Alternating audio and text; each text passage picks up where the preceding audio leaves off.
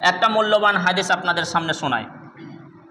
বর্ণনা করেছেন আব্দুল্লাহ ইবনে মাসউদ, বলিষ্ঠ সাহাবী, প্রসিদ্ধ সাহাবী। তিনি বর্ণনা করে বলছেন, আব্দুল্লাহ ইবনে মাসউদ রাদিয়াল্লাহু তাআলা আনহু قال قال رجل يا رسول الله أي الذنب أكبر عند الله। হযরত আব্দুল্লাহ ইবনে মাসউদ তিনি বর্ণনা করছেন হাদিসটি। তিনি বলছেন, এক ব্যক্তি এলো আল্লাহ রাসূলের সামনে, এসে কি বলল, ইয়া রাসূলুল্লাহ, হে আল্লাহ রাসূল গো, হে আল্লাহর প্রিয় হাবিব গো, আইয়ুয যামবি আকবার ইনদাল্লাহ, আল্লাহর নিকটে সব থেকে বড় পাপ, বড় গুনাহ কোনটি? একটু আমাকে বলে দিন, একটু শোনান, একটু জানিয়ে দিন। ক্বালা রাসূলুল্লাহ, একবার সকলে বলুন সাল্লাল্লাহু আলাইহি ওয়াসাল্লাম, আনতা দুআ লিল্লাহি নিদ্দা ওয়া হুয়া খালাকাক, যে আল্লাহ তাআলা তোমাকে সৃষ্টি করেছেন সেই আল্লাহর সঙ্গে কাউকে অংশীদার স্থাপন করা, তার সঙ্গে কাউকে জুড়ে দেওয়া, অর্থাৎ শিরক করা, এটা হচ্ছে সব থেকে বড় গুনাহ। আল্লাহর আসনে কাউকে বসিয়ে দেওয়া বা আল্লাহর ক্ষমতায় সাব্যস্ত করা কাউকে, এটা হচ্ছে সব থেকে বড় গুনাহ। সে যখন জেনে নিল শিরকের গুনাহটা বড় গুনাহ, পালা আরও তার জানতে ইচ্ছা করছে, তাই সেই সাহাবী বলল, সুম্মায়ুন, তারপর কোনটা গো আল্লাহ রাসূল, আবার একটু আমায় বলে দেন। ক্বালা রাসূলুল্লাহ সাল্লাল্লাহু আলাইহি ওয়াসাল্লাম, রাসূলুল্লাহ সাল্লাল্লাহু আলাইহি ওয়াসাল্লাম আবার বললেন, আন তাকতুলা ওয়ালাদাক, নিজেদের সন্তানকে হত্যা করা, খাসিয়াতা আনতা মাকামাক, যে তোমার সঙ্গে খাবার খাবে তোমার ছেলে মেয়েরা, এই ভয়ে তুমি তাদেরকে মেরে ফেলছো। জাহেলিয়াতের জামানায় নিজেদের সন্তানদেরকে জীবন্ত মেরে ফেলা হতো।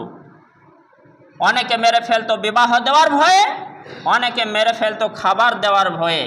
তো খাবার ইনকামের টাকা আমার খেয়ে নেবে, তারা আমাকে গরিব করে দেবে, এই ভয়ে যদি কেউ নিজের সন্তান ছেলে মেয়েদের মেরে ফেলে হত্যা করে, এইটা হচ্ছে দ্বিতীয় সর্বোচ্চ গুনাহ, অর্থাৎ সেকেন্ড পজিশনের গুনাহ, শিরকের পরে পরে স্থান।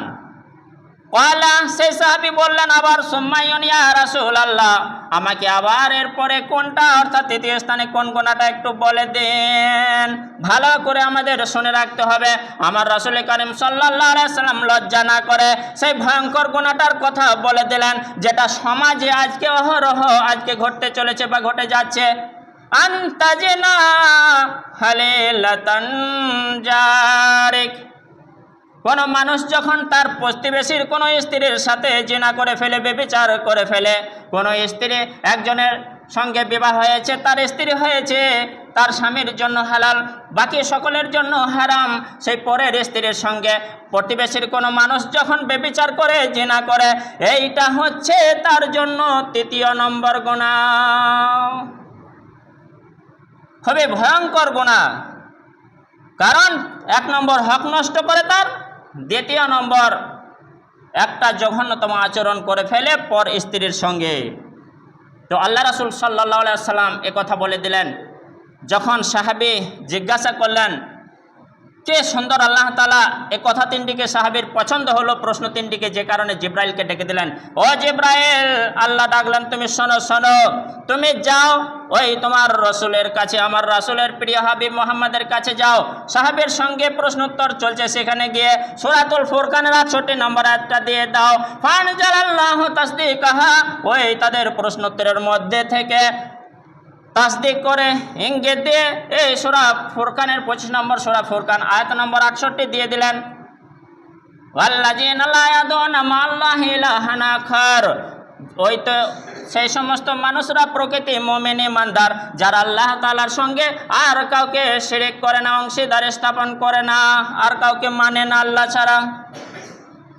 ওয়ালা ইয়াকতুলুনা নাফসাল্লাতী হারামাল্লাহু ইল্লা বিল হক, আর যাকে হত্যা করা হালাল, এ ব্যতীত যাকে হত্যা করা হারাম, বৈধ নয়, তাকে কিন্তু হত্যা করে না। অনর্থক অন্যায়ভাবে কোনো নাফসকে তারা হত্যা করে না, যারা প্রকৃতি মুমিন। ওয়ালা ইয়াজনুন, আর প্রকৃতি মুমিন তো তারাই, আল্লাহর বান্দা তারাই যারা বেবিচারে লিপ্ত হয় না। ওয়া মাইয়াফাল, আর এই তিনটে গুণ যারা করে ফেলে, আল্লাহ ছাড়া অন্য কাউকে ডেকে নেয়, আল্লাহর আসনে বসিয়ে দেয়। 2 নম্বর যারা অন্যায়ভাবে হত্যা করে, আর 3 নম্বর যারা ব্যভিচারে লিপ্ত হয়ে যায়, ওমাইয়াফাল যারা করে, ইয়ালকাসামা নিজের জীবনকে ভবিষ্যৎকে ধ্বংসের পথে ঠেলে দেয়।